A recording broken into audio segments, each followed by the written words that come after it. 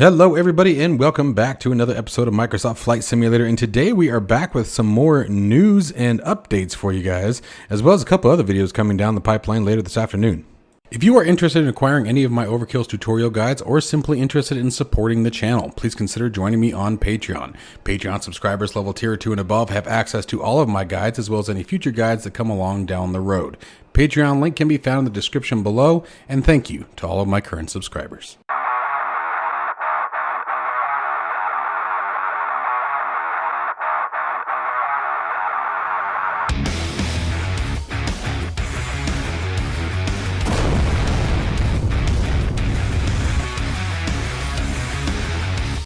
Okay, so you guys know the drill. As always with the news updates, feel free to simply minimize me. Keep doing what you're doing. Just listen to my beautiful voice serenading in the background with Microsoft Flight Simulator wonders and information.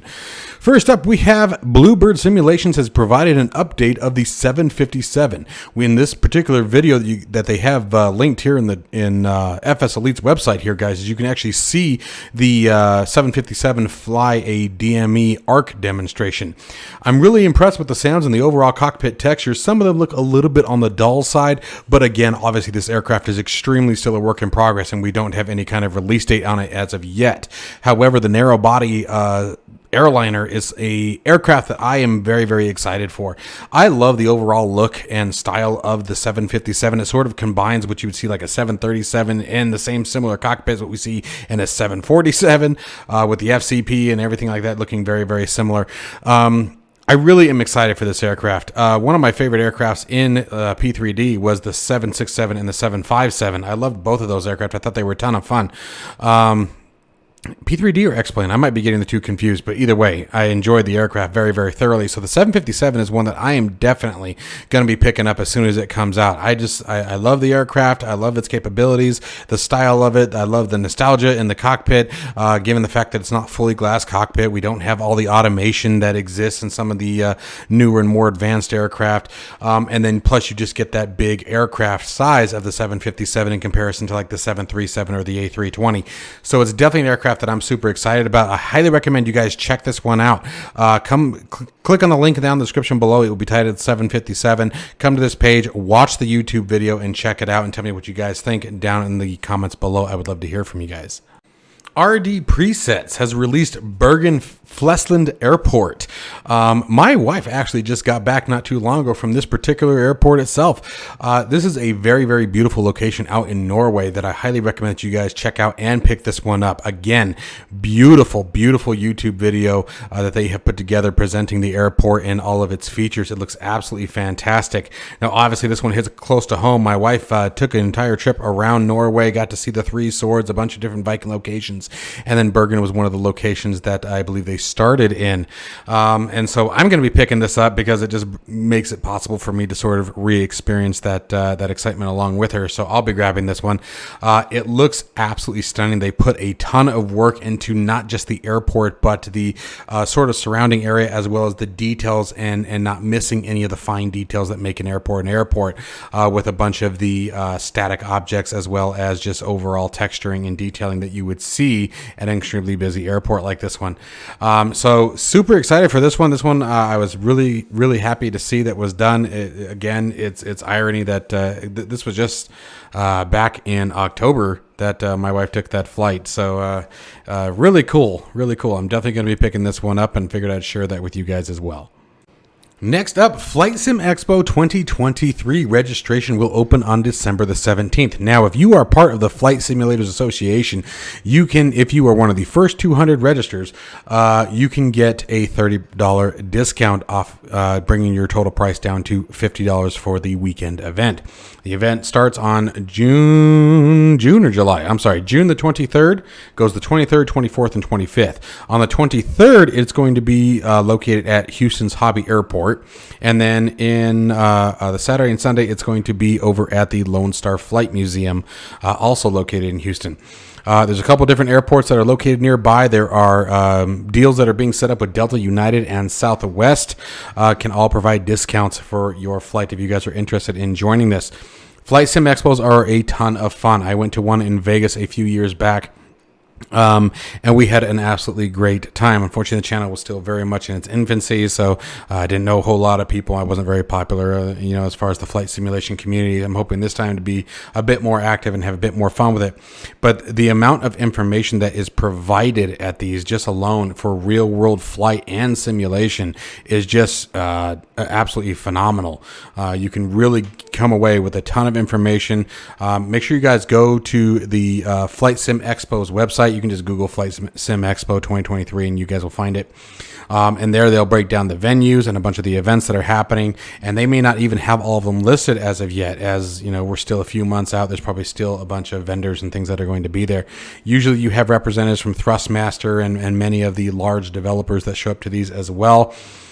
Sim builders, computer builders, there's all kinds of different options that are out there. You get to try out a whole bunch of different equipment, I know that it was actually at FlightSim Expo that I went to in Vegas is where I got to try out the Thrustmaster TPR rudder pedals that I fell in love with the moment I got to try them out. I mean, they were absolutely phenomenal.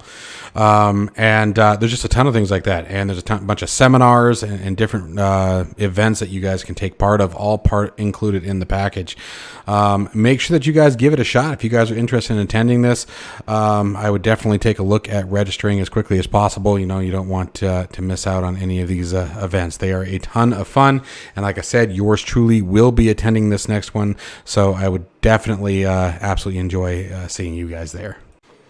We have finally got a look at the Flight Sim Studios E-Jets interior. We know that they're bringing the Embraer 175 to Microsoft Flight Simulator.